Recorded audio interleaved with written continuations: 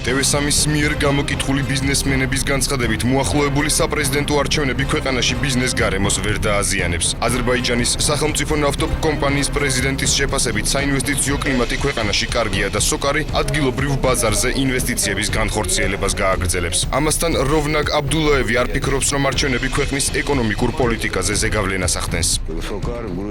სოკარი საქართველოში ინვესტიციების განხორციელებას აგრძელებს. საინვესტიციო კლიმატი კარგია, მე ვიტყოდი, მომგებიანი და პრობლემები ქვეყნის საინვესტიციო გარემოს გარშემო არ არსებობს. ასევე ჩვენ ვიტყოდით, რომ პატივს ვცემთ საქართველოს მოსახლეობის არჩევანს, თუმცა არ ვფიქრობთ, რომ ეს პროცესი ქვეყნის ეკონომიკურ პოლიტიკაზე რამენაირად აისახება.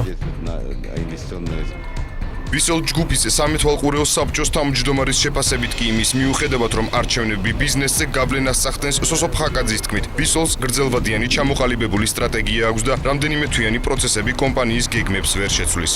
ჩვენ ყოველთვის გვაქვს ხანგრძლივი გეგმები. ჩვენ არასოდეს არც ერთი კომპანია არ შეგვიქმნია 1, 2, 3 და 5 წელი.